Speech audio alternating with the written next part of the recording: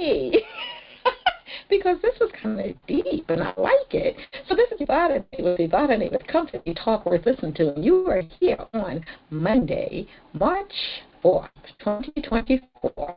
And on the first Monday of the month with this show, I always talk about family. So today we're going to have an open mic. You can go and visit Grown Folk Talk and Express Yourself. YouTube is just like that, Grown Folk Talking, TALKIN. Express yourself. You'll know you're at the right location when you see the hot mic, because we have hot topics. And today, Monday, following my show, there might be a 7 p.m. pop-up show, but listen to 520-525-8633, and you can get the entire show lineup. Yeah, because we have a lot of shows. And again, the hot mic for the hot topics, and there are topics of everything. You can go to my YouTube. It's likessr.com. So that's likessr.com, which stands for like, share, subscribe, and ring that bell. You know what I mean? So it's just a reminder. A slight reminder. But go to my YouTube. You can catch my podcast and all the other videos that I have. It's a little over 200, not to scare you. I'm just saying. You don't have to watch. Just listen.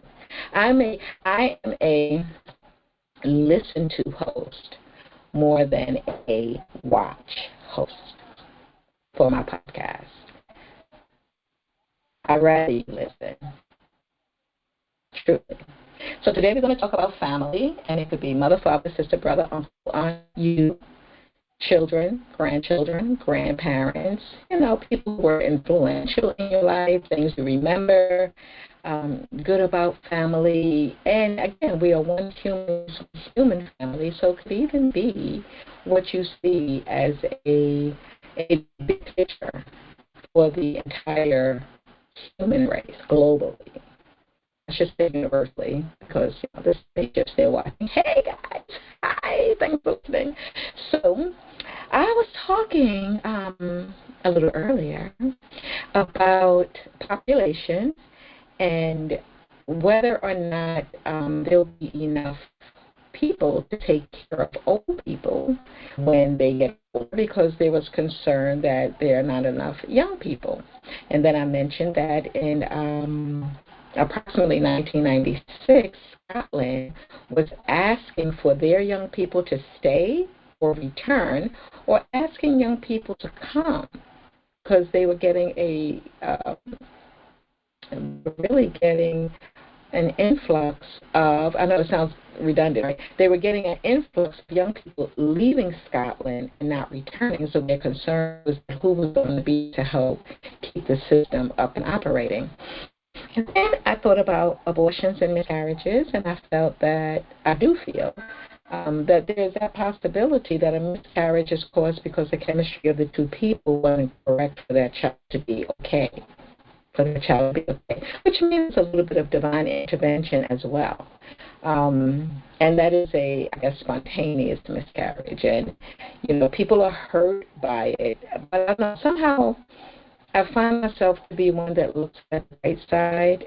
So though you may miscarry or unfortunately have a stillborn baby, it could be that it wasn't the right time. And it's very hurtful. It's very hurtful that you were planning and feeling and knowing, and, as both parents, not just the mom, but, everybody's feeling and look forward to, no matter how early in the process of pregnancy. And when a miscarriage happens, it's emotionally distressful. And now I'm thinking, is it the emotional trauma, is the emotional trauma mental, or is the emotional trauma physiological? Interesting, right? Yeah. Is it that when, because our bodies go through hormonal changes, and I hear men's bodies go through hormonal changes also, if they get a lower rise of dopamine, when they're becoming parents and happy about it. And so they change. They change from even their lifestyle changes because, they're about to become fathers. But speaking about the women, there's a complete biological change going on in the body as you are carrying the fetus. And the fetus is feeding on you and growing within you and sharing in your nutrients, and obviously you in theirs as well, because now you also have, oh, wow, this is good. But now I know, if I only had company, but I do. Give me a minute. But I'm thinking now, not only is the woman carrying a baby, the fetus, made up of her DNA and cells, but she's also carrying the father's DNA and cellular makeup. Very interesting. So the trauma of losing a baby through miscarriage, again, is it just, no, not just, is it only mental? Your mind now has to process that you're not going to be a parent again? Or could it also be physiological, that the process, well, I would like to see that. Remember that movie, was it Who's Talking Now, when it came on with Danny DeVito and I'm going to say her first name is Renee. But when the movie was coming on, you actually saw sperm in an egg, and they were eating Who's Talking, I think it's called. And meeting, it was cute, with John Travolta, actually, I think, too. Danny DeVito, John Travolta, and why am I not remembering her name? I don't know why I want to think it's Renee. But anywho, so it is the distress and the emotional feelings, not just I'm not going to be a mom and I've lost my baby, but it's, okay, here's the word, like a decompression. I was trying to think of the word. Thank you for bearing with me. Like a decompression of now everything has stopped. The process that the body was going through, nurturing the fetus, it halted because the brain and the midsection of your body, we have two brains, one in the stomach. Could it be that, wow, like almost like an accident? So the trauma of the stop internally is what also causes the outward physical and emotional trauma. Come on, what a question. Okay, and so I'm sorry, not passing it by very quickly, but think about questions and your answers. I'm just going to go back to the abortions again. So the question is, could it be with abortions? I question my statements, I think. Abortions, I mean, okay, there's that moral aspect of it, the political, get out of my business aspect of it, but every conceived, watch this, every conceived, and it's not supposed to be a commitment. I'm sorry, but every conceived baby, fetus, is not meant to fruition. Every seed, every seed that's planted is not to grow into a tree, you see. Sometimes it happens by accident, and sometimes it happens because you're doing things, you're dirt and fuel the soil, so the seeds are planted. But every creation isn't meant to come to fruition. Because when you make the decision, conscious decision, to bring forth and create a family, it's with all the ideas in place, raising and taking care of and nurturing and being able to feed and house, and not only the child, maintaining, living, and excelling your personal efforts. All of those things that come into play when making decisions. Some people look at the decision to terminate the pregnancy is a woman's choice. No, it is a decision that made between both of the involved. But with society and politics, they put on Eve. I'm sorry, I mentioned Eve. Yeah, let's go back. So they put all blame the woman. And that's really all blame on the woman. Even with the Roe versus Wade, and with the reversal of it, it was always talked about women, the women, the women, the women, the women, the women, the women, the female. I thought, there are men involved in this decision. What? They involved in this, and the decision isn't always an easy decision, but a decision needs to be made. I'm going to go forth or I'm going to back it up. A decision to be made. But if you're hearing me, again, so go to my YouTube, right? And comment on this afterwards. But you could also call 347-649-7741. That's my 24-hour hotline. You can leave your comments, your questions, your show ideas, and if you love to have a podcast, so you can share your ideas and talk to people and let me know. I'm going to stop now, just in case, and I'm going to open up the floor. Anyone who is on who would like to introduce yourself, if you'd like to comment, it is family first. Talk about anything you want when it comes to family. You have to comment on things that I've been. I'm just chatting with, chatting. If you have a show on this network, please let us know about your show. And whatever other business you're involved with, please, this is your commercial time as well. Okay, go ahead.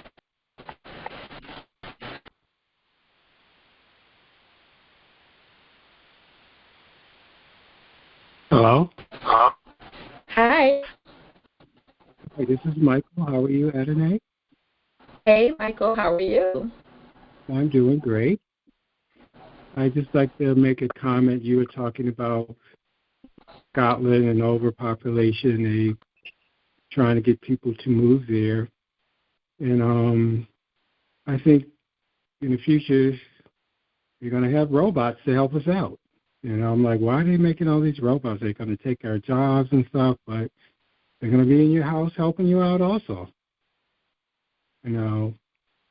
So especially for older people, people who live alone, and I think that's going to be the future. And as far as abortions, personally, I do not like it, but I don't think they should restrict people from doing it. I think, that's their decision. I don't think it should be the government decision to stop them, And, the government is just like, in a lot of people's way, I'm like, if someone wants to do that, why not? As far as educational thing, I think they should teach, people in school, all about parenting, and so the male and the female can really know the responsibilities, and maybe they would make a better decision to plan it out better, or let me use protection or birth control, and let them know the possibility of what would happen if, you have unprotected sex, this is what you will have to go through, And it's just a lot of things with education I think they can do, like start early, let, the students know what can happen in your life and how it will affect your life. And I think they just don't give enough education as that part. I know in Europe, certain countries, they teach couples parenting class, which I think they should teach that over here too, the male and the female, so they can know exactly what's going to happen, for the rest of their life, so they know in advance, so they can kind of make a better decision. To me, it's all about education, and that's what I think we're lacking. Let people know exactly what's going on with an abortion. I think they should show them the procedure, what they do afterwards, so they can know in advance. You know, a lot of them don't know the procedure of abortion, what goes on, what they do after the abortion, what they do with the fetus. I think they should know all this so they can make a better decision, you know, and let them know how it can be dangerous, especially for the women. You know, I know some women who had abortions and something went wrong where they can't have any children anymore. And I'm like, wow, that's really crazy. So I think they should let them know everything all up front at a young age to let them know what's going on. I don't think it's something they should hide and, you know, make a whole different picture of, oh, it's so easy. You know, so that's my opinion. And also you talked about the family. I think, you know, today, you know, the family is spread it out all over the country. And it's hard to, you know, keep them together, see who's who. And I think, you know, social media is great and that will help out. But you got to teach the elders how to do that because a lot of elders don't know how to use a smartphone. And, you know, I think that's how we're going to keep our family connected. We have to go through social media and, you know, keep in touch with our family. Like my family is really big and more than half of them I don't know. And when I go to the family reunion, I'm like just amazed how many people would be there. I think once we had a family reunion in Buffalo, New York, and we went to the Underground Railroad, which I wasn't familiar with in Buffalo, and they took us to a farm owned by a German family, and they had a history as one of the stops was a Underground Railroad. And as we were doing the tour, the German family wanted to make a comment about our family reunion, and they said, you know, in their family, if they have a family reunion, they probably can call like 5 or 6 people. In our family reunion, we had over 100 people there at the tour. And they said, you know, they were amazed how we have these family reunions, just so many people, and, you know, their family don't do that. So I tell people, if you don't participate in your family reunion, the same thing's going to happen. You're going to have 5 or 6 people that you only know. So I think family reunions are great for families. And, you know, as our black community, we do have a lot of that. In other communities, I know they do not have a lot of, you know, family reunions. So that's all I would like to say. And, you know, I would like to know what other people have to say about it. My name is Michael. I will be having a show on Grown Folks Network. It will be called Your Community Health Club. It starts March 7th. It will be bi-monthly, and it starts at 5 p.m.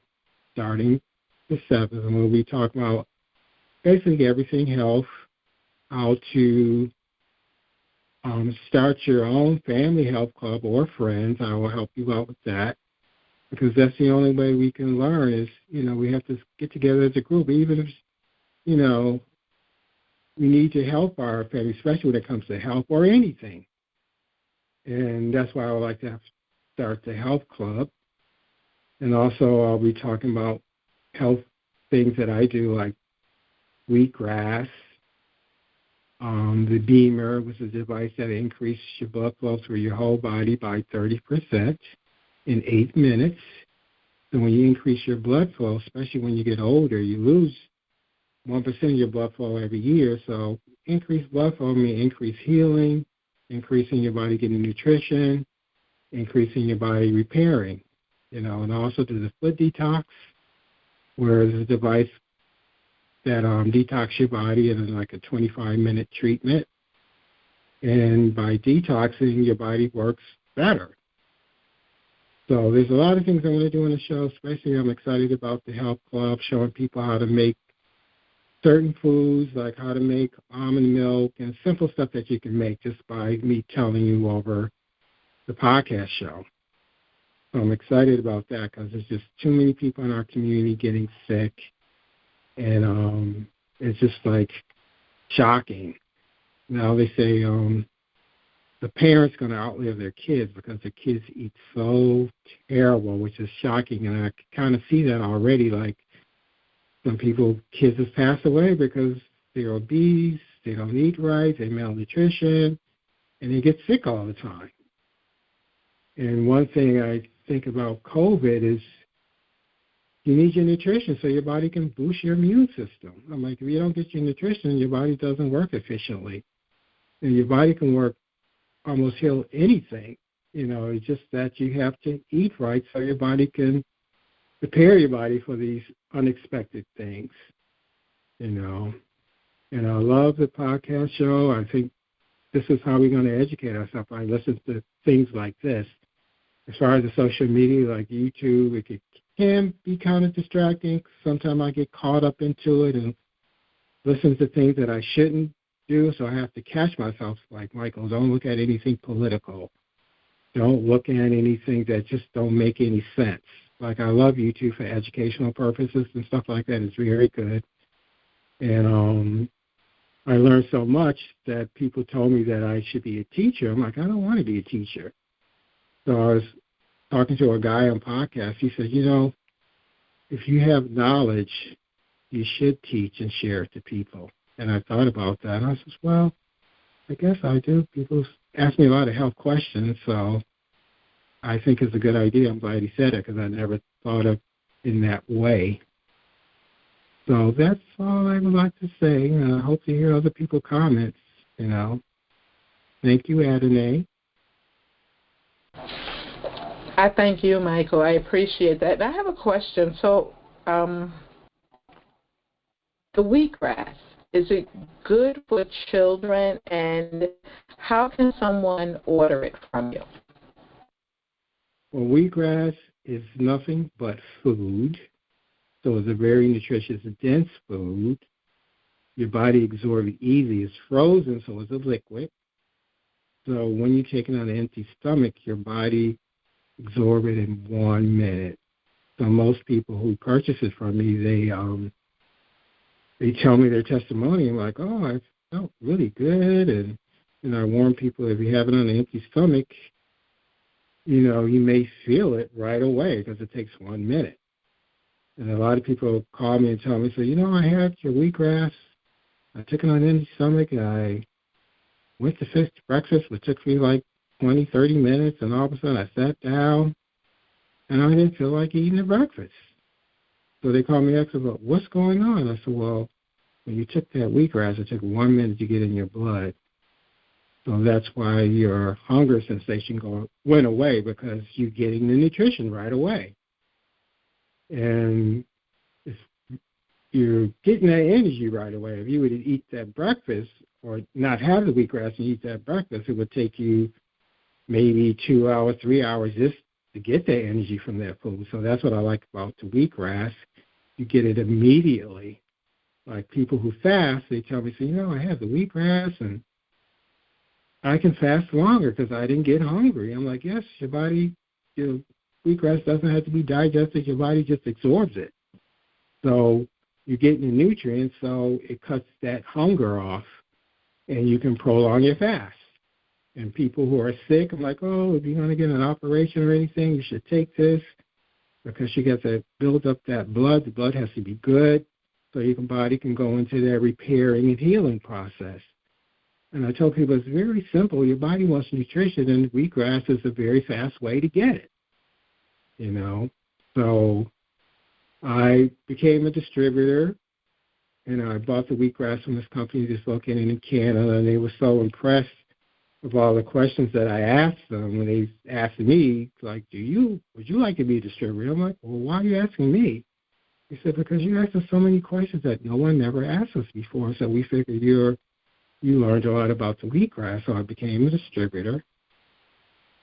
So if anybody's interested or have any questions, you can contact me through Mike, M-I-K-E, mail, M-A-I-L, box, B-O-X, number 1, numeral 1, at yahoo.com. So Mike Mailbox at yahoo.com. If you have any questions, I can email you. And, if you have any questions, it's very potent. And for children can take it, but they don't really need to, because what you can do is you can mix it in, if they have a juice or a drink, something like that. I wouldn't let them have it straight. I mean, they could. It's safe, and it's just nothing but food, So it's very potent. And I tell people there's a lot of things that you can do to help your health, is like eating right. I'm a raw food chef. So, on my show, mostly I do things raw and show people how to do it, and it's very simple. And this is exercise for children. It's exercise for mothers who are breastfeeding. I say you do not give it to your baby, but it will help you make better milk. It's excellent for women who have menstrual problems. They will notice the difference immediately. People have blood problems. The doctor will tell them, how their blood is good. And I had a couple of people, I said, well, get a blood test. And the doctor will tell them, oh, this is the best blood test you've ever had. And what the doctors look at, even when they're treating you, they look at your blood to see whether you could take some kind of treatment or something, because if your blood is bad, they will not do the treatment. They don't tell you why, but I tell people, I said that that's why they always look at your blood, to see if you can do certain treatments. If your blood is bad, they may say, we can't do anything. There's nothing else we can do. But if they look at your blood and see your blood is really good, they're going to say, maybe this patient could tolerate this because their blood is very good. What the blood does is nourish you, feed you, detox you, and all you have to do is just get rid of the stress, go, get good sleep. And I tell people when they go to sleep, they should not eat, because when you eat and go to sleep, you turn it on your body's organs, the liver, the kidney, the spleen, and that takes energy. And your body just can't let this food sit in your stomach. So when you're sleeping, your body's actually working, and you don't really get a good sleep.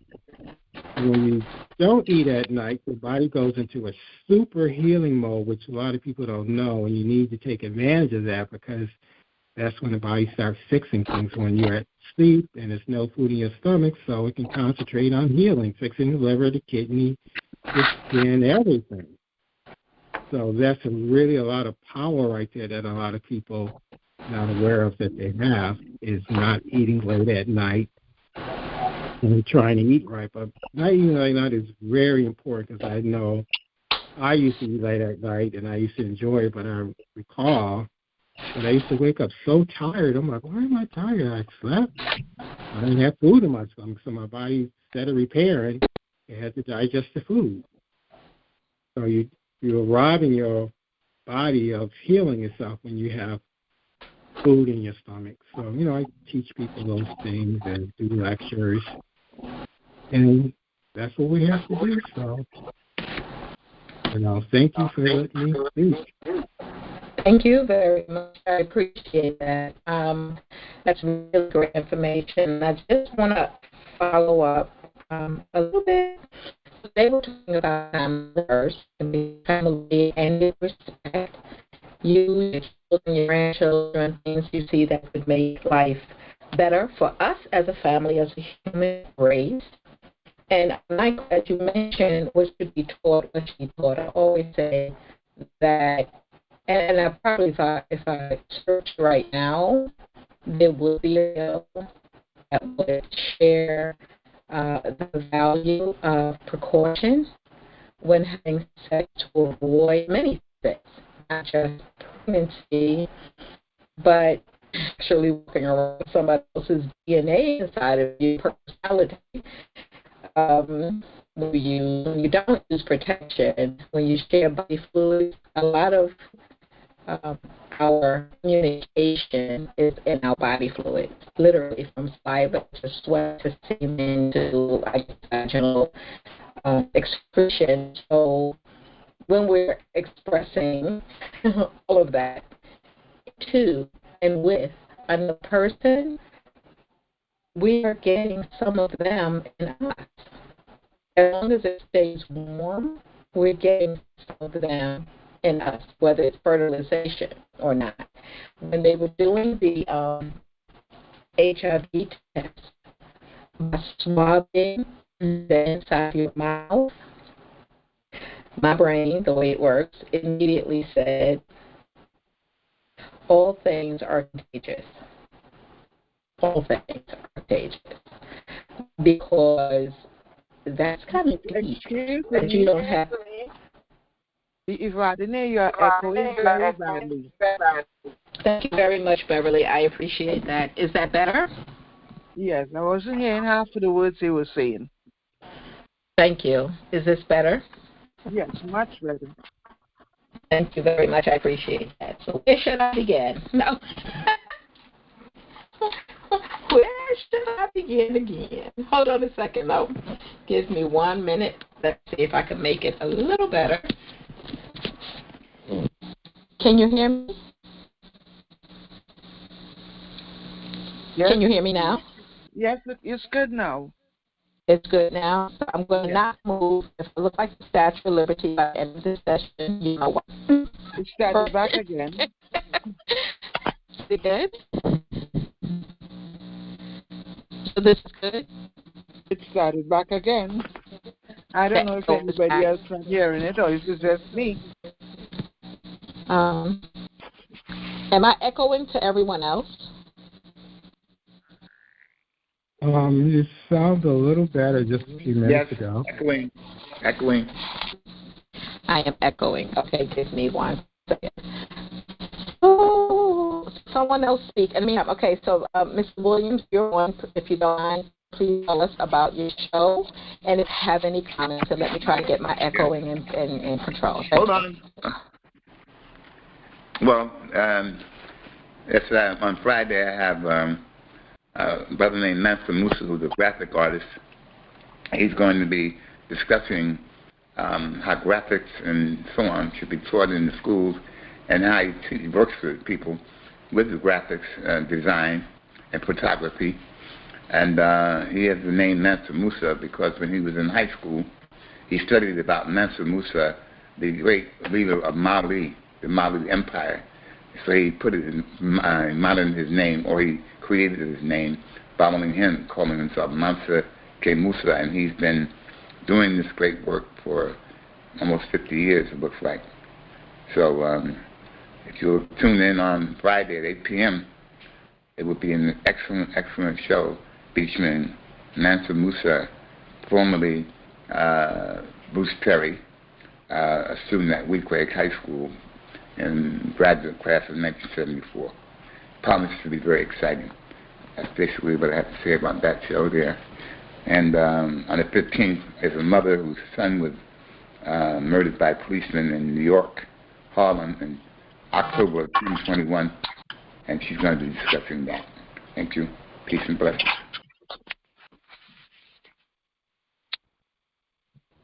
Thank you. So your show, you went back on mute. I'm not sure if you were finished. Can you hear me okay, everybody? Oh, yes, ma'am. I said peace and blessings. Thank you.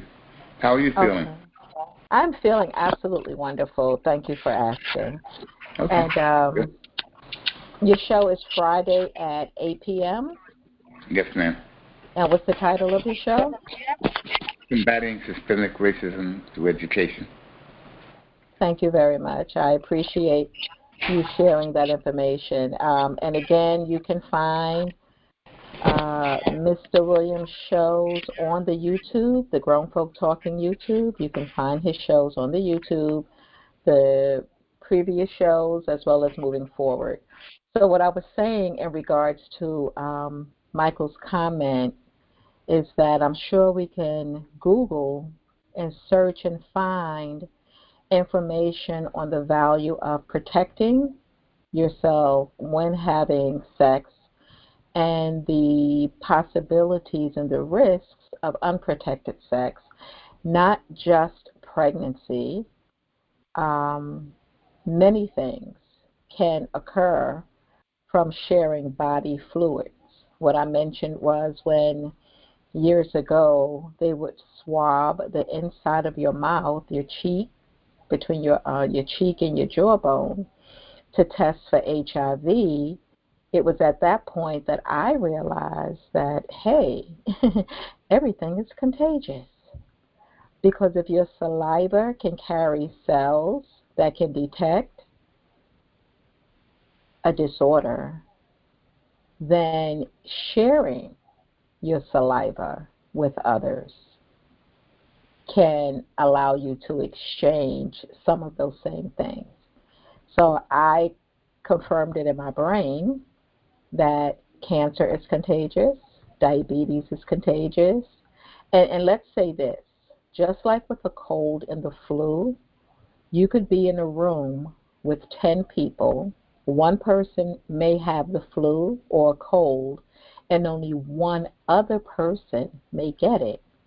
Because again, as Michael mentioned, your immune system, if it's compromised, if your immune system is weak, then you can then pick up and be the sniffler the next day, or the whole classroom could get it if everyone's immune system is compromised in that same way.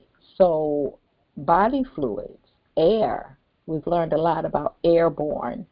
A lot of things can be contracted through the air, but definitely through body fluids. I remember having a customer who, he was a rider, driving a taxi as I do, or Uber, or car service, and I was taking him to get his, they were doing these inserts when men had prostate cancer. They were injecting them. I think it was some kind of stem insert, and I was taking him to the doctor, and we were talking, and he had prostate cancer for I think like 5 or 6 years. His wife had passed within the last year. She was diagnosed with ovarian cancer 2 years prior to her dying, 3 years after his diagnosis with prostate cancer. And here go my brain again, right? I said, to myself, you have prostate cancer, 3 years, interchanging body fluids. She gets ovarian cancer, and not to say it was stronger or weaker, unfortunately she passed, but my thought said, if you were still engaging in sexual intercourse, could his sperm have released cancer cells in her cavity that caused a awakening? Because they say we all have cancer cells. Just to awaken, did they land and not impregnate her, but instead those cells landed and decided to grow? That's what my brain said.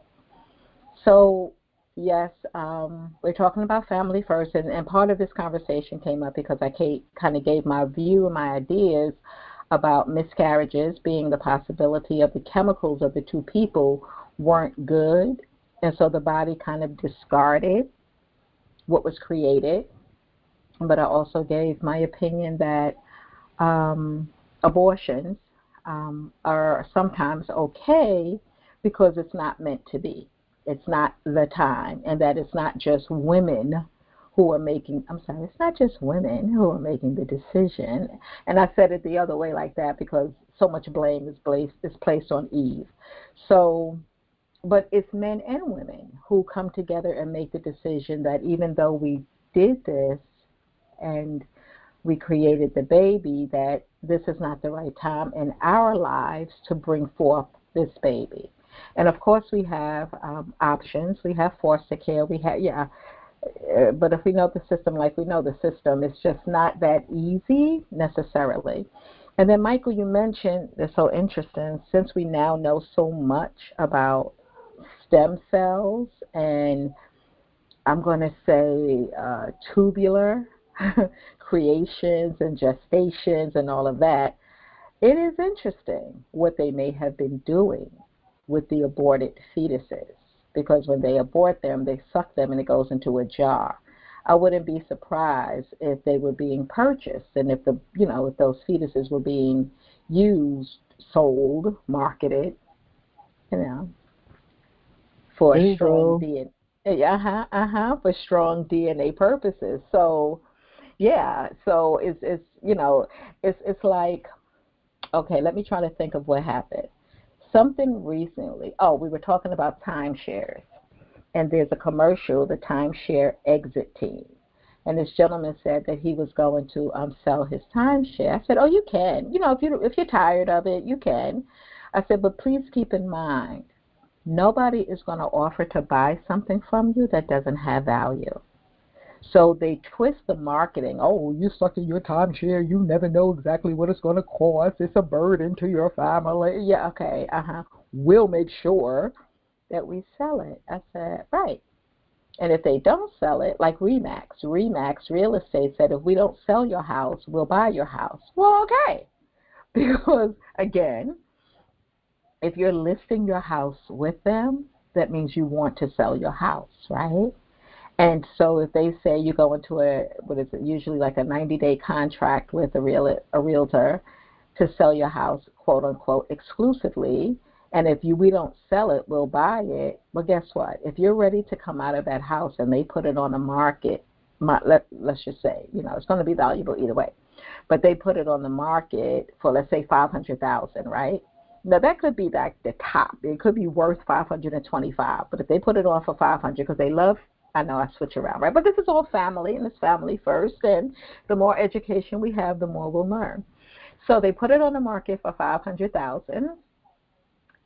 It has a value of $525, so that's very close to the value with only $25,000 in equity. Like, who's going to buy it for $500,000 if it's only worth $525, right? So now they put it on the market. You don't get to sell it after 90 days, but you want to sell. That's why you knocked on their door, right? You want to sell. So they say, okay, we didn't sell it, but we'll buy it from you now for $450, right?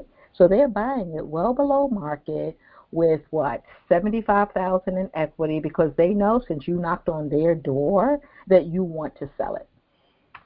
Same thing with the timeshare exit team, but just looking at, I guess this is that economics thing, only with a different kind of product, supply and demand, that the value that we know now that they're putting on the body, and the fact that they are growing, like taking little small organs and growing them to full size and then replicating them, which goes back a little bit to when I was a child watching Twilight Zone in the 70s. I clearly knew that what I was looking at was real, because I just know that way, And so they were cloning people, and they were cloning animals. And Star Trek, Mr. Spock was talking with something stuck in his ear.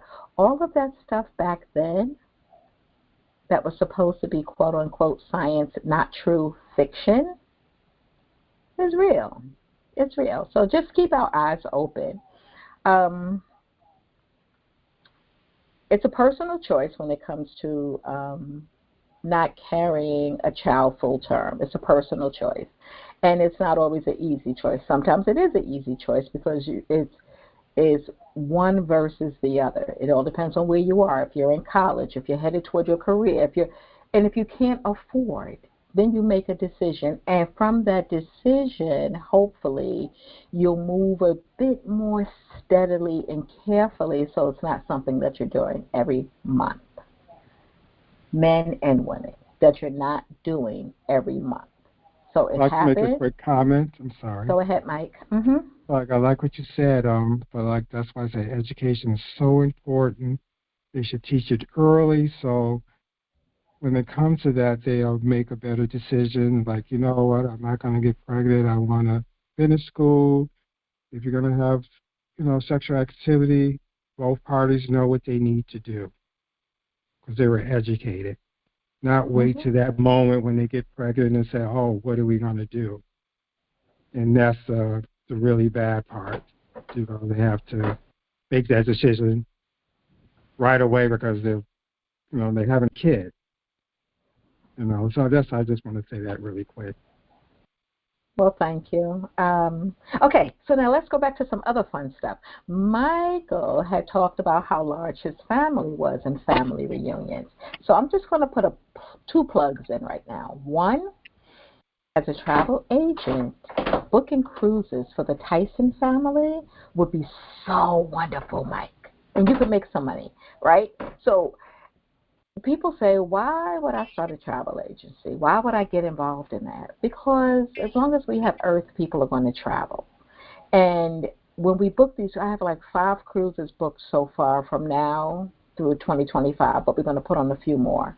And it's all because once you book those cruises and we book those cabins, we can block up to 50 cabins, then you can group them the way you like. So if I say, okay, we're going to do a cruise in July from New York, and it's going to be the Tyson family group, well, we might get some boxing on, or we might get some health on, and people just get to know each other and blend. But that'll be one group.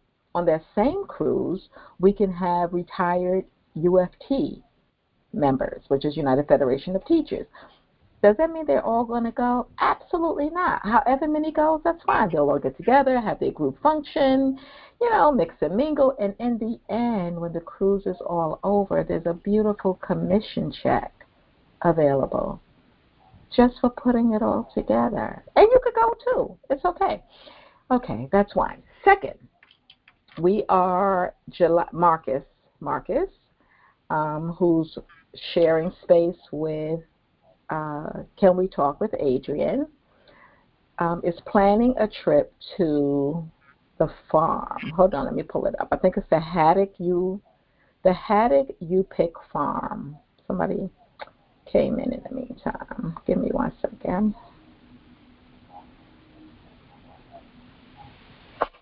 So it's going to be either Saturday, July 13th, or Saturday, July 14th. Saturday, July 13th, or Saturday, July 20th, and it's the Halleck's U Pick Farm.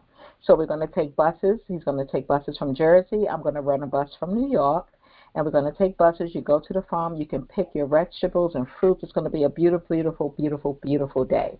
So we're hoping you can come and go. Also, from Baltimore, Maryland, there's going to be a weekend trip, Labor Day weekend, to the Shinnecock Powwow in Southampton, New York. That's out on Long Island. They have a weekend of beauty, cultural, festive beauty, the Shinnecock Native Americans. From New York, we're going to run the bus maybe from 2 boroughs to go out for one day, though. It's not going to be a weekend. That'll just be a one-day trip on the Saturday to the Shinnecock Powwow. It's going to be, again, culturally, festively wonderful. So just keep that in mind. And again, you can call 347-457-2769 for information on those 2 things. And if you want to book your own travel, you can give me a call. We can book your travel. And you can visit my website, networkingforsuccess.info. It's all about family. And who is your first family? You are. So there we go.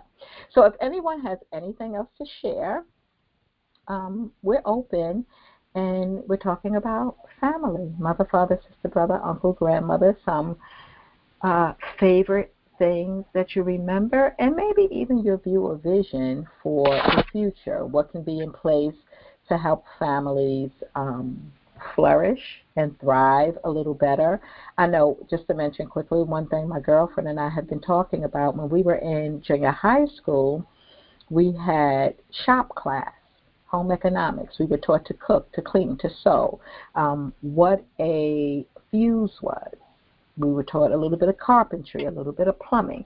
We were taught the home economics, not money, but what it took to maintain a home, what it took to grow yourself and your family.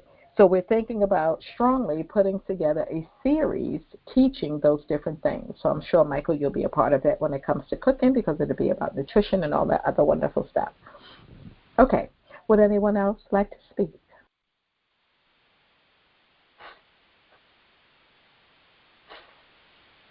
Hello, Evadyne. Hello, Marcus. How are you today? I am doing very well today. Wait, Mike, it sounds like we're in the robot world now, right? I am doing well, Marcus. No, really, how are you?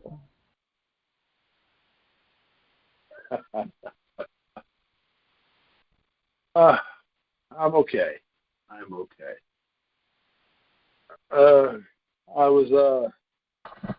I was napping and phone rang a few times and answered it. Then I couldn't get back to napping, and then I checked the time and said, "Oh, wait a minute. Favorite show is on. Can't miss this." Here I am. And now that I'm here, it's a very good day. Thank you. You're welcome. Well, welcome. I just shared the information on the trip in July. And so tell us about, if you want to continue that, and also tell us about your show and the idea. Okay, great.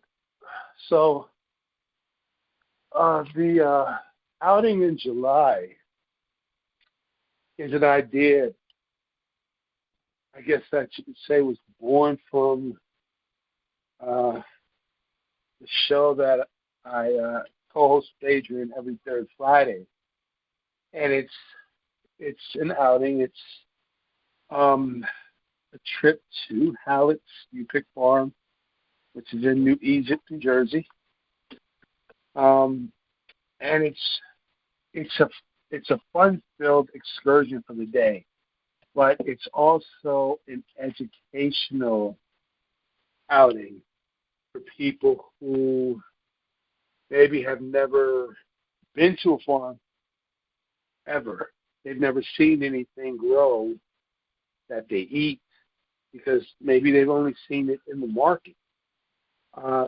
And when going, it's about having fun. It's about getting fresh organic foods that are not treated with pesticides, and actually being able to taste the difference in what you get from there versus what you might get that has been sitting around, that has been preserved, that has been sprayed with chemicals, that may have, less nutrients.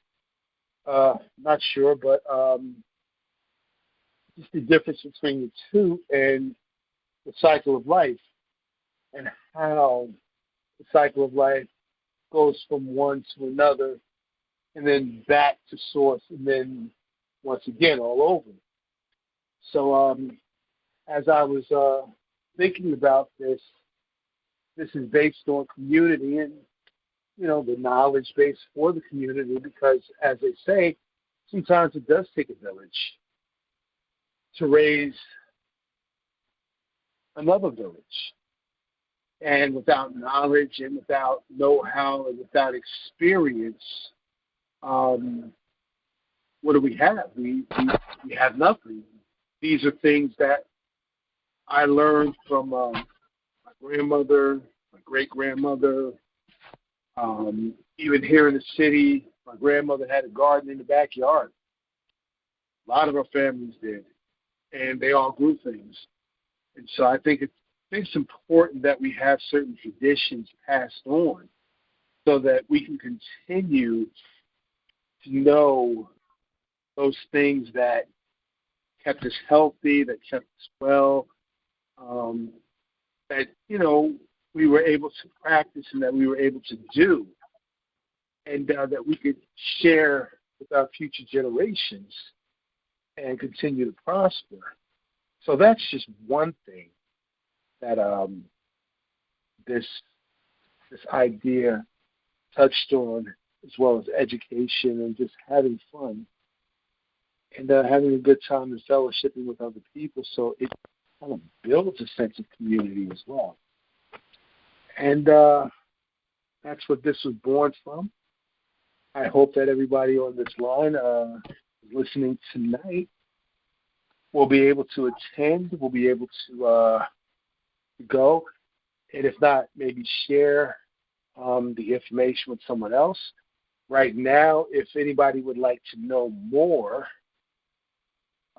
regarding this trip, you can send an email message to grooveology360@gmail.com, and that is GROO, B like violin, O, L like Larry, O, G like giraffe, Y like Yankee. The number's 360@gmail.com if you would like some more information. And very soon, within about the next 7 to 10 days, I should have some opt-in forms ready to go with some information to give, to people who are interested, and an opportunity to reserve your seat on the transports so that when we're ready to go in July, your seat is reserved. And we could have a fun-filled day and maybe have some other kind of great activities as we head there and back. Also, if you want to hear more of what's going to be coming up with this particular organization, you can listen to the Grown Folks Talking Network every third Friday. Can We Talk with Adrian, where I co-host. 6 p.m. is the start, and we'll talk about this outing for the next few months until we actually have, a cutoff date where we, have enough seats filled in all the different locations and a lot more. And we'll also entertain some ideas and talk about some upcoming events in the not-too-distant future for this year as well. So thank you for the time, Evadyne. Thank you for being such a great hostess. And thank you for having such an awesome, awesome show with such great topics and a platform for us to come and listen and interact and share information and opinions with you. Thank you very much. I really do appreciate it.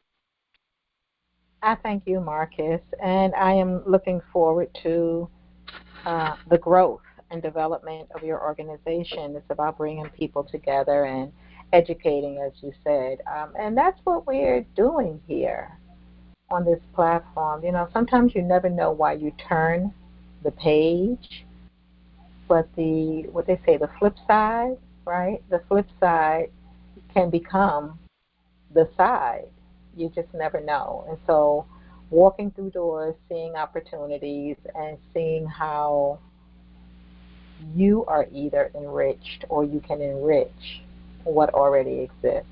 There's nothing, I don't think there's anything new out here. It's just twisting it to make it yours for the greater good. So I have a question for Marcus. I thank you. Yes, Mike. Go ahead, Marcus. You're there. Marcus, what kind of fruits and vegetables do you grow? And what will be available in July? I'm sorry. Well, this particular place, I will say this. It's always based on the seasons, what grows in what season. But because spring does overlap into summer, and summer begins like a fall growth, you may have the best of all worlds there. So everything from springtime harvest to summer to even the beginning for fall may all be available there. And definitely a lot of green leafy vegetables, a lot of fibrous vegetables such as celery, cucumber, rhubarb, which I haven't seen a lot of, green leafy vegetables, collards, kales, mustards, cabbage, lettuces, parsley, arugula. They have eggplant, tomatoes. I've seen corn there when I visited. There's all kinds of onions, bulbs, potatoes as roots, sweet potatoes, carrots, all different types of vegetables that you could think of, because there are acres and acres and acres of land. So this place is, trust me, they can accommodate a whole lot, and they do. So there's nothing but acres and acres and acres and acres. Beans, peas, okra, spinach, all kinds of different things. Squash, melons, berries, a whole lot of different things grow at Hallett's. And trust me, there's plenty of room. There's acreage there. So when we go there, don't be surprised if they open up a whole area and there's still room to spare. We got a lot of stuff there. Okay, thank you. You're welcome. No problem. Oh, and also, they do have a greenhouse there. I don't know the age of it, but when I was younger, they didn't have one. But they, since that time, have now added greenhouses, so they have vegetables available year-round. They do deliver. I do believe that they also deal with local businesses or local growers, and they also have things there like eggs and different dairy items and things of that nature as well, and also naturally churned butter, which I've tasted and is absolutely amazing. There's like nothing like it. I didn't even know it was butter when I tasted it. I thought it was some kind of cream. So what is this, cream for coffee? Cream for tea? No, that's butter. I said, what? That's what? It's butter. Spreadable, smooth. I said, wow. So yeah, they got a lot of good stuff there. A lot of good stuff. I'm quite sure that everybody will enjoy. They have like blueberries and apples and strawberries. I know that they do have those. There's actually another farm, not far from Hallett's, which is an organic fruit and berry orchard. And they have acres and acres and acres of blueberries, strawberries, raspberries, blackberries, boysenberries, cherries, apples, cherries, pears, oranges, citrus. They have orchards. So all in this area that we'll be going to, we're stopping at one place, but not too far from the place where we're stopping.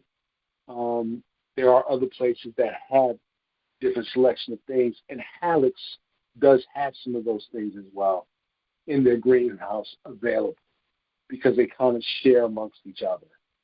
So, one gives this to over here, and the other trades that to over here. So we'll be able to, have access to a lot of different things where we're going. Sounds great. Alrighty. Thank you. I think I'm hungry for something sweet like a berry, and I'm looking forward to a nice fresh salad with all of the vegetables that will come from there. And I think one of the things we might want to do, Marcus, is and Mike, is find a way to do a video on how to preserve these items, because we can go shopping and get a lot of fresh fruits and vegetables, but how do we store them? How are they prepared for appropriate freezing? That would be really good to know so that an abundance of products can be purchased, and not even just on the trip, even shopping. A lot of times we'll go shopping for our fruits and vegetables, and before we know it, they start turning colors, because you don't know the lifespan and or how to store it where you'll still have it as fresh as possible after freezing. And Beverly, you may know as well, and anyone else who's listening at any time, again, you can reach out 347-649-7741. It's a 24-hour hotline. You can reach out and share the information that you know on storing, or if you want to join our presentation and share with us how you store and preserve fruits and vegetables. Go ahead, Beverly.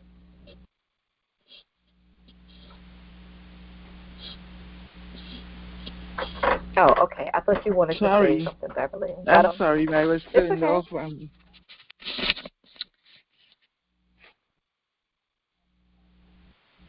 Did you want to mention something? No, I had it on mute, so I had to unmute myself. I just basically freeze everything, or sort of preserve it by doing like a salt water brine sort of thing. But I don't have really any should say educational value for the show for that. Okay, I just create my own. I forget it. I don't know the right word I should use, but it's sort of like when you buy they sell a pickle or pickling. That's what the word it is. It's pickle. But I just use most of the time it's like salt and water, and if you want to include either vinegar or lemon. It works for me because I don't keep it for months. I just keep it maybe for a couple of weeks or days, so, but I guess Marcus or Mike could get information, but there are a lot of shows on YouTube if you want to, people want to pickle and do stuff like that.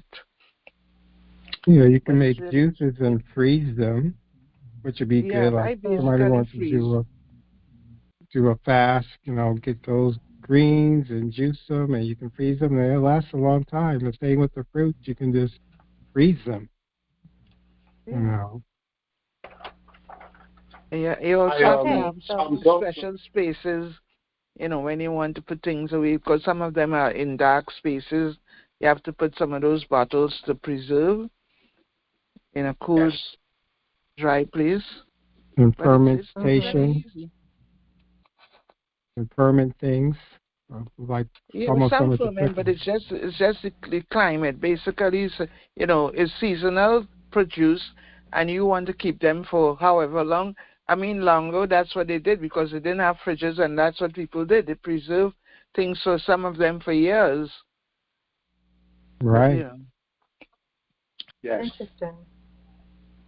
So I'm going to say that's going to be so Beverly. Go ahead. I was going to say, Beverly, where you thought you didn't have anything to share, you do. But go ahead, Marcus. I think that's Marcus coming through. I was just going to mention that being that we're reaching out to everyone, not just, the blind and visually impaired community, but we're also reaching out to seniors. We're also reaching out to the youth. We're also reaching out to those in that middle age, like what they call the boomers. Everybody is welcome to go, and I'm quite sure among those who are going, there are those who know what Beverly and Mike and I were speaking of, and even you about it, about preserving, in the mason jars, how to do that.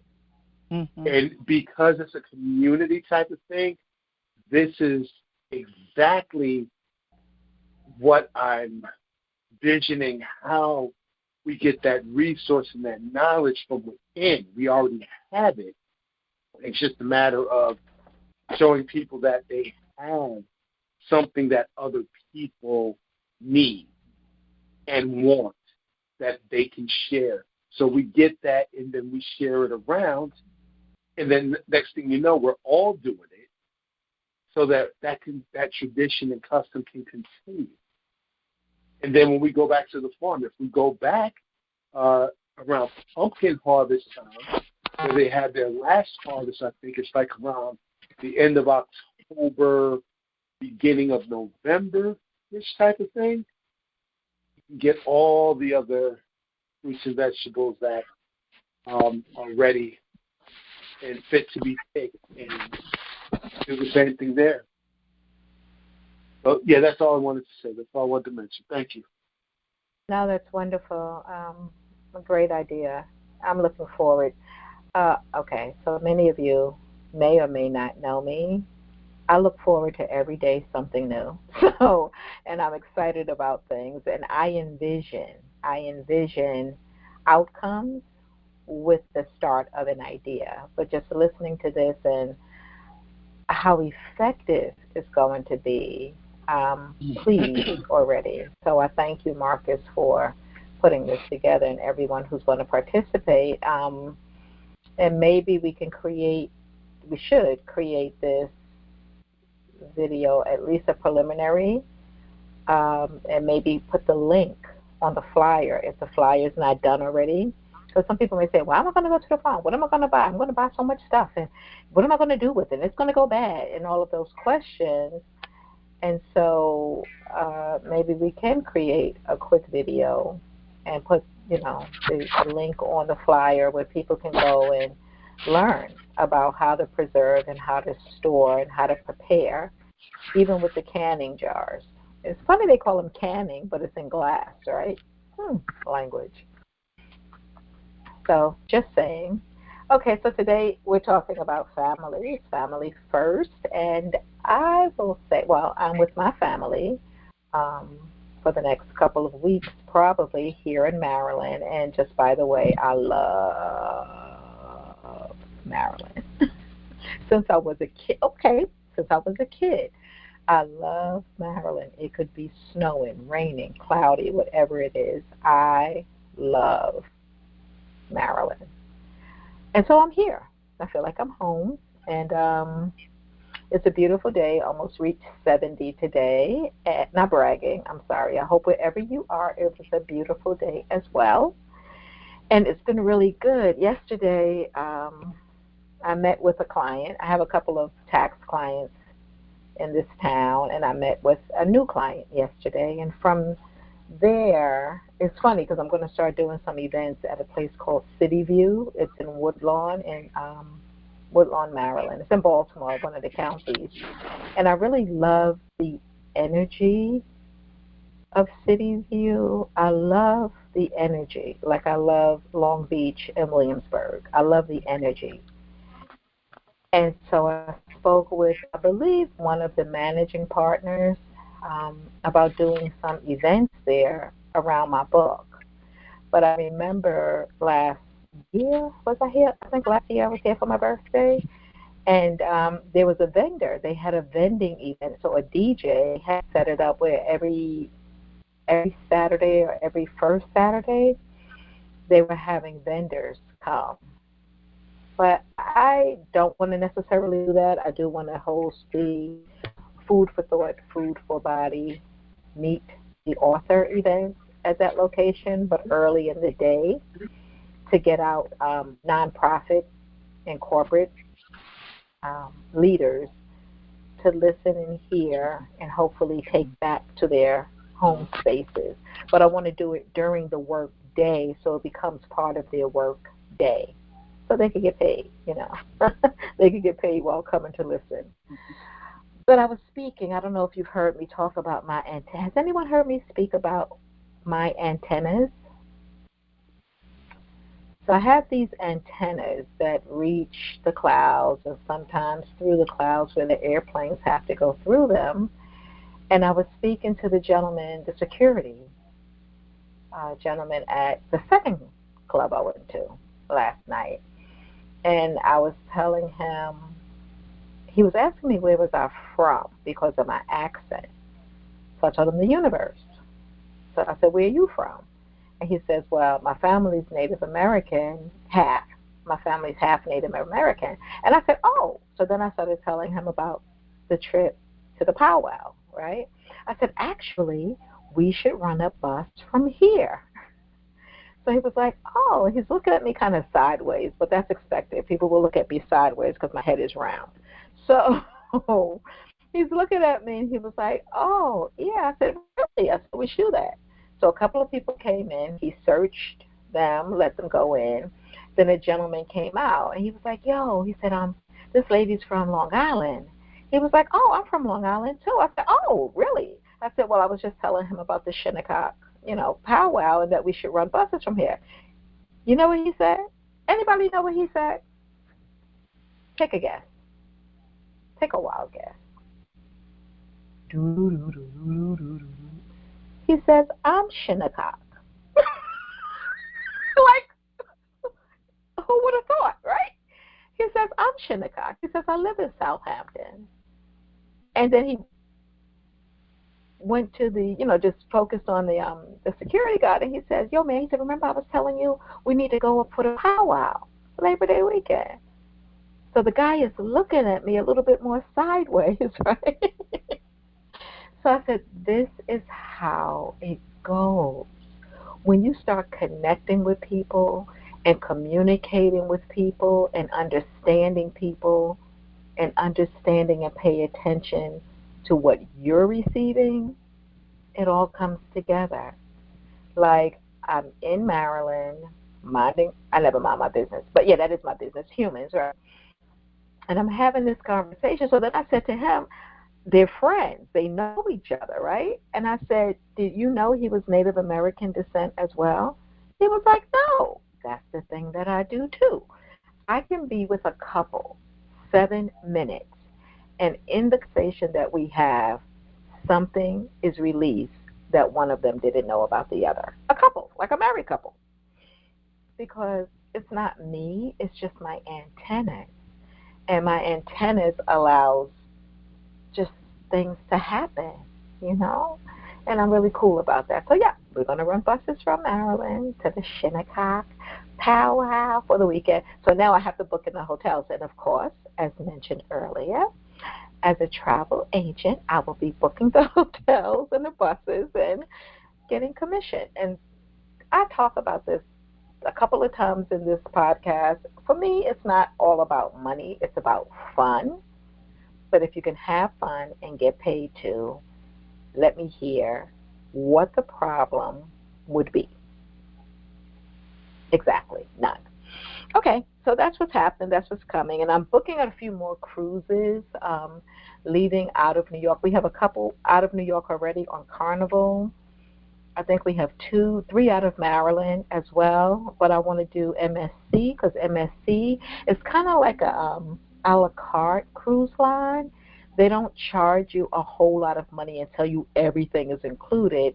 They charge you a small amount of money to be on the ship and then let you pick what you want. If you're not an alcohol drinker, you don't need unlimited alcohol. So you shouldn't have to pay for what you're not using. So they're I call them an a la carte. I don't know how they're going to feel about that one day. But I call them an a la carte cruise line. But we're going to book some, and they leave right out of Brooklyn, which is convenient for those who live in Brooklyn. I don't think you should have to fly unless you're going to spend 3 or 4 days before the cruise or 3 or 4 days after the cruise at the location you're flying to get on the ship. I don't think you should have to fly, Why? Why fly? Get on the ship and start vacationing. That's what I say. Okay, we're talking about family, and my events are not just for adults, because I believe the more you expose children to, the more they grow to learn and appreciate about you, about their childhood, about being in the know about life because of the exposures that you've given them. So my events are always open to children, and my events do not include alcohol, just for the record. If you want to bring it with you, you can bring it with you, but they don't include it. Okay. Any questions? Any comments? How are we feeling today? Yeah, that cruise line. My antennas kind of, you know, kind of moving kind of there. You said it's. I want to make sure that I heard you correct. They charge you to be on the ship, but then you pretty much build your own experience with what you want to deal with. So basically, they have maybe a price for the ship, and maybe I'm thinking food, and then everything else you pick what it is you're going to pay for and what you're going to be involved with. Did I hear that right? That is absolutely correct. That's absolutely correct. And that's MS as in Sam, C as in Charlie. That's absolutely correct. MSC Cruise. Do they leave out of the like Navy Yard? No, not at the Navy Yard. Those ships leave from the Navy. They leave from the Brooklyn Terminal, Red Hook Terminal. Oh, okay. Yeah, I mean close, just down the water a little bit. There is so much water traffic in New York now. Oh my God! Here's an idea. So I get ideas and I share them because they're not for me. I just receive them. So I think there should be a restaurant in the middle of the New York waterways that the ships could go. Not the ships, the ferries can actually go. Drop people. Like it would be a stop between Brooklyn and Manhattan or wherever you're traveling from or traveling to. But I believe there should be like a restaurant ship that's just like there. So you could go spend the day, relax, enjoy. But you would have to, of course, not swim there, but take one of the ferries there. So it would be a ferry stop. I think that would be cool. They would have to build around it, though, some kind of platform, so the ship would be there, then they would have to build a platform around it so that the ships can pull up and you can walk off. You're not walking on water. We leave that to the other people. But, so you could walk off and sit out and, it wouldn't be me. I don't love water that much. But I'm just saying it would be great. That's just an idea that came to me, actually, about 3 years ago. So I share it again. I shared it before, oftentimes. But, yeah. But MSC Cruises, yeah, I like that idea with them. Yes, Marcus. Yes. Thanks. So anyone else we're talking about? Oh, you're welcome. We're talking about family. And again, if you want to book a cruise, do you know, are you all aware, so talking about family again, so there are people who don't vacation because they have certain conditions, medical, physical conditions. People on dialysis go on cruises and they have dialysis on the cruise ship. Did you know?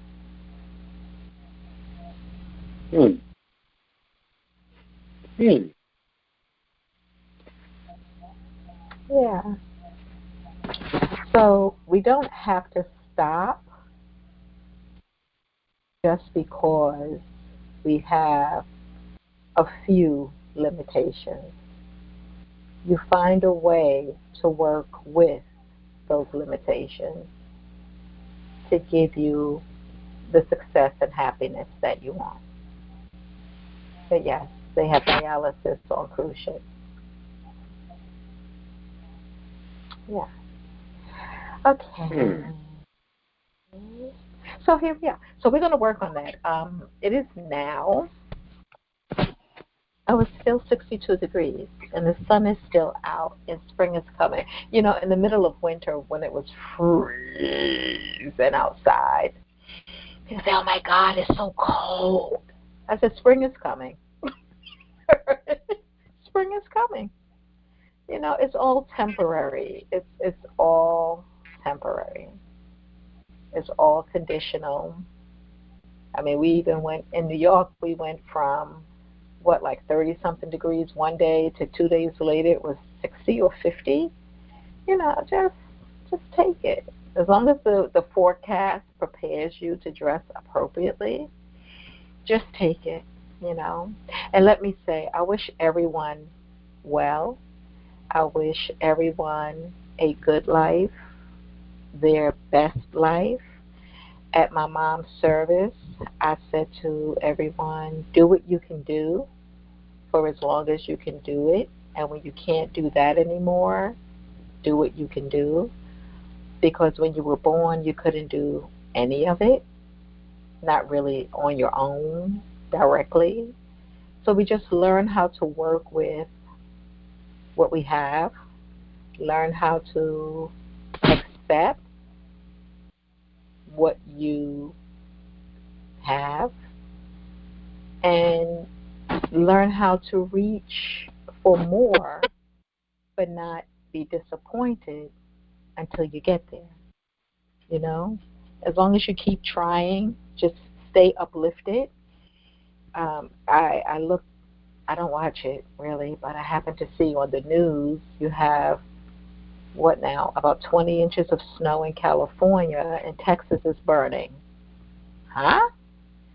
So much is going on around this world. These fires. Spain had a horrible fire 2 weeks ago, and then Texas fire came right after that, and now snow. And I'm sure, well, one part of California had snow, the other part had flooding. Like, just be your best. Pay attention to the forecast, but be your best and do your best and prepare well. Prepare. Prepare for the good and prepare for the not so good, just in case the not so good comes. It doesn't knock you over, down, and out. You don't want to be knocked over, down, and out. So stay prepared. Any comments, any questions? I just want to say this, going back on your conversation about the, not the Navy Yard, but the boat yards and restaurants. In Red Hook, there's actually one of those, an area that is, like art galleries, wine tasting, barbecue pits, and in a lot of restaurants and a lot of little, I should call it family-style businesses that a lot of the tourists go to in that area in Van Buren Street. I don't know if you know the area well, but if you know where IKEA is like Oh, yes, I do. Right. If you come off IKEA and you go up to Van Buren Street, there's a whole area there. They used to have a restaurant, a supermarket, Fairway Supermarket, and in the back of that they had a whole dining area open out to the water, where the boats that leave New Jersey, the ferries that leave New Jersey, come there as a stop. They had some from Manhattan and some from New Jersey that they stopped there. So it was a whole area that is catered to, I guess, let's say dining and, or hanging out and doing a little shows here and there, because there was, I know, wine tasting, and I know they had an art studio, and that person used to have like authors come and do their books, and afternoon and just light entertainment and things like that. I haven't been up there in years, so I don't know how much has changed, but I know it was there. Thank you. Yes, I used to go to Fairway. That was my place before Whole Foods opened up. Right. And we used to sit out on the water. Yeah, and they have the water taxi there. And they have that restaurant, right? They have the big barbecue place. I can't think of the name of it. But next to it, they had I always say it give you the impression that you were in Miami. I think it's a seafood, outdoor, lots of activity, games they have a on the ground floor. Right. They have a lobster place over there. Red Hook is really building up. I don't watch my tongue. I don't usually watch my tongue. They say that was the mafia stop for when they used to drop off the bodies, when they killed bodies out there. Listen, Beverly, I said I was trying to hold my tongue. Thank you. Listen, no, that's the reality of it. Yeah, when I used that to is come the out reality. here on vacation. Yes, it has changed a lot. It has changed a lot. That was a Puerto Rico and black neighborhood. It has totally changed. Oh, well, Irish also. That's when a lot of the stuff was going on. So, but now we have a variety of restaurants serving all people from all places. And so, yes, things have changed a bit. Things have changed.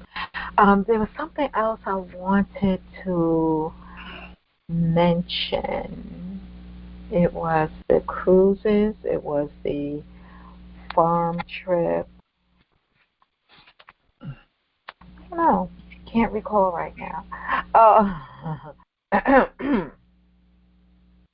Well, as I try to be as fair as possible, in my tax business, I try to encourage people to do the right thing and the fair thing.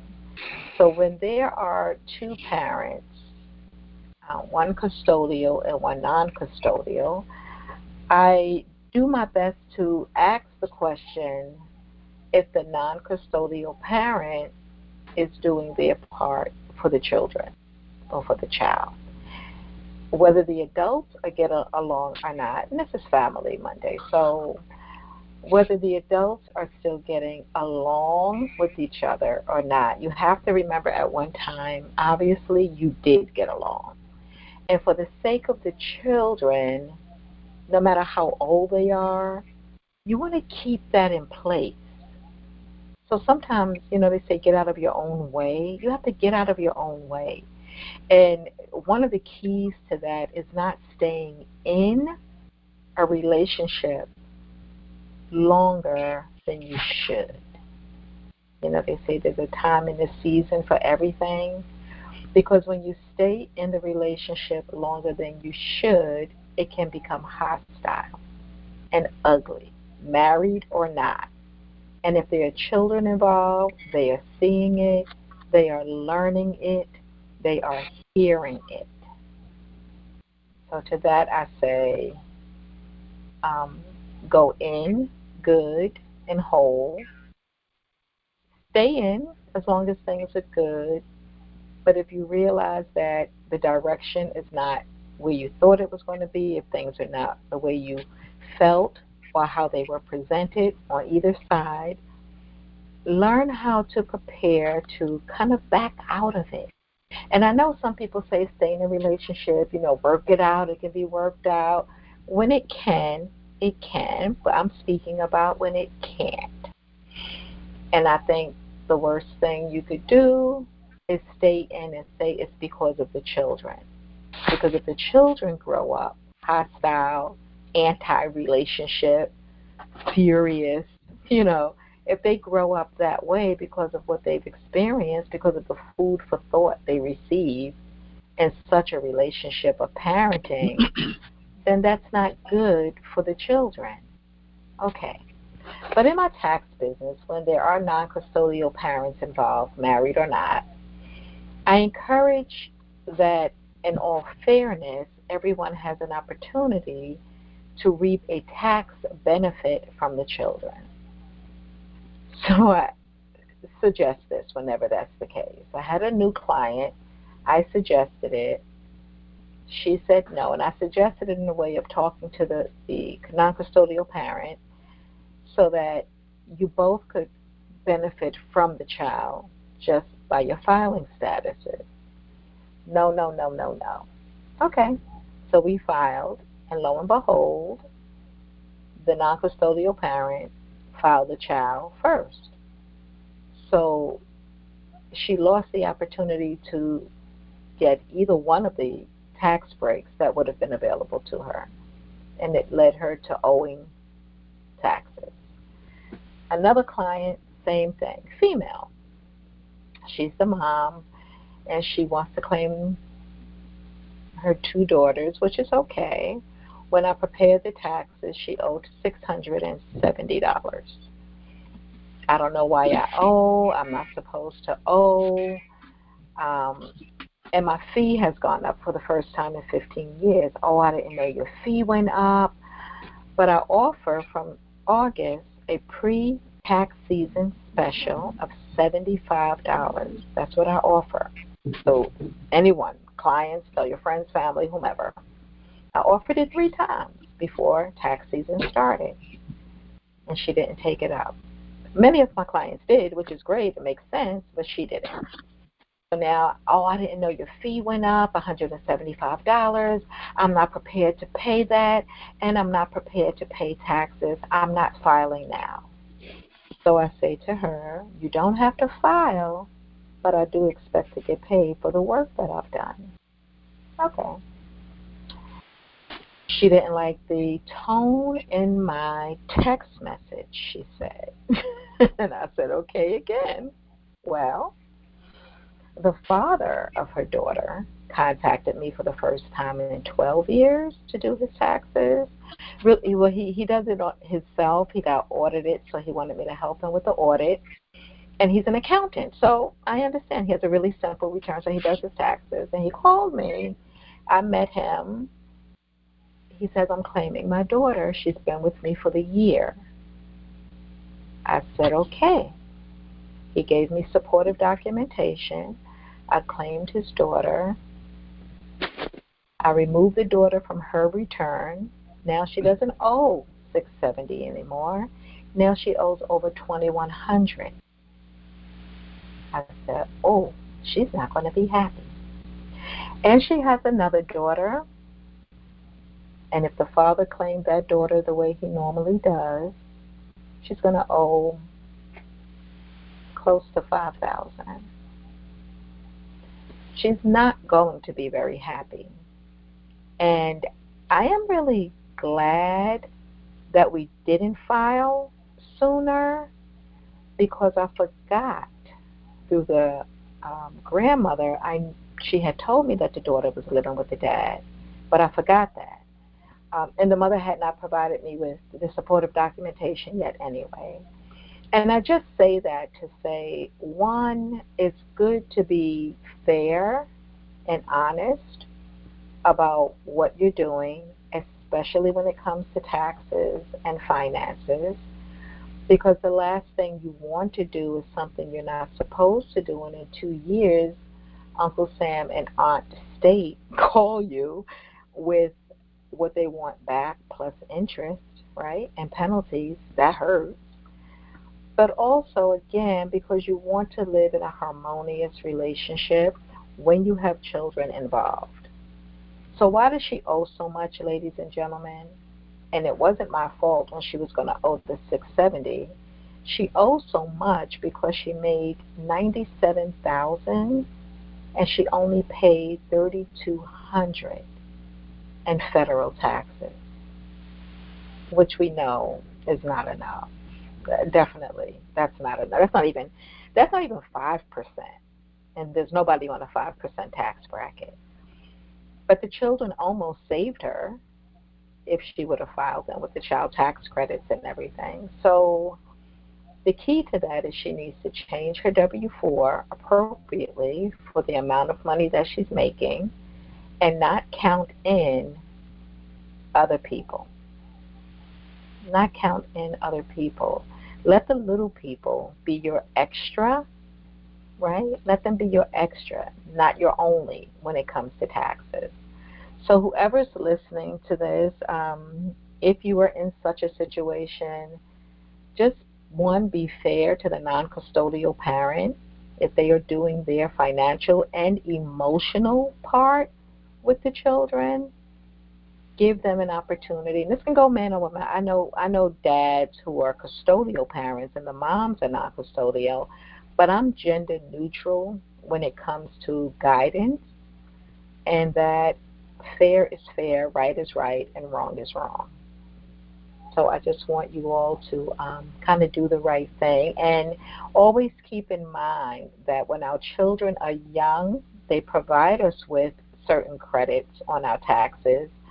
But as they're getting older and start entering into their adulthood and doing the thing that we cross our fingers and hope they do, which is start in their work and or business life successfully, out of shock, that first year that they graduate from high school, if they enter the workforce, if they make enough money to take care of themselves, you will not be able to claim them.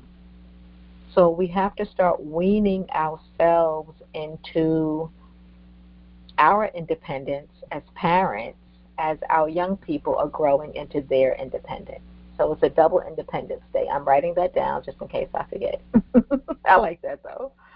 A double Independence Day. And amazingly, it'll probably be near July as they graduate from high school and move on into their, the first year, no, because, they'll graduate from high school in June, May or June, start their full-time work life, so they may not make enough, but that following year, if they continue on that path, yeah, you may not be able to claim them.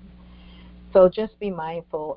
The idea is that they grow up and be very successful. That's what we want them to do, and that's the way it should be done. Any comments or questions on anything that we discussed or anything that you'd like to share?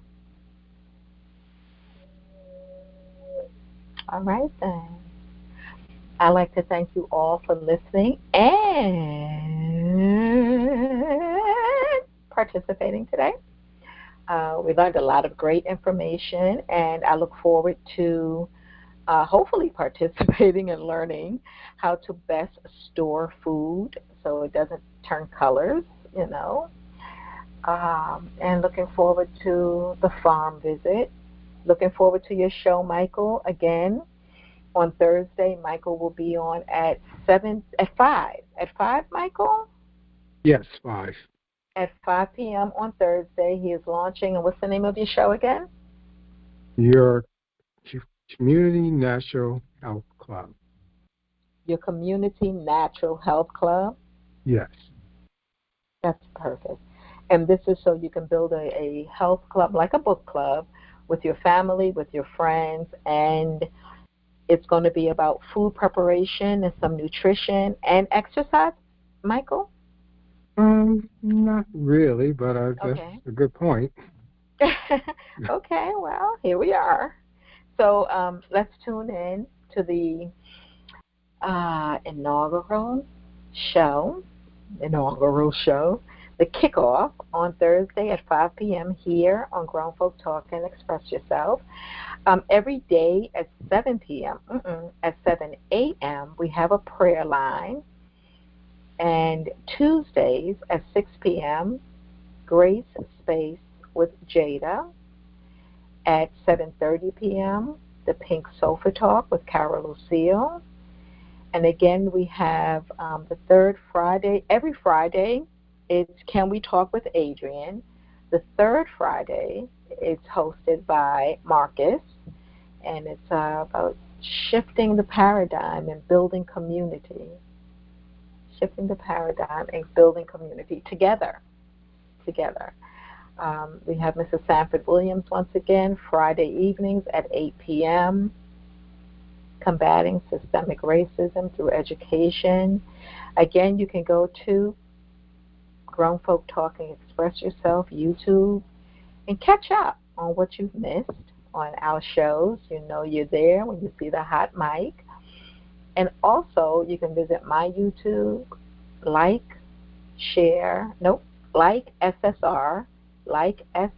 SSR.com. That's my YouTube. You can visit my website, networkingforsuccess.info. There's a lot to do there, but do go to the promo section and get those 2 great books. Share them with friends, family, and the world. The campaign is 1 million books into 1 million hands, hearts, minds, and homes. And that's not a lot of people because there's over 10 million people in New York City alone. So let's get this done. Fundraising components to everything that I personally do. I'm an insurance agent. I'm a tax preparer, podcaster. I'm a grandmother. I am Evadyne, and this is Evadyne with Company, talk worth listening to, and I thank you. Have a great every day, everyone.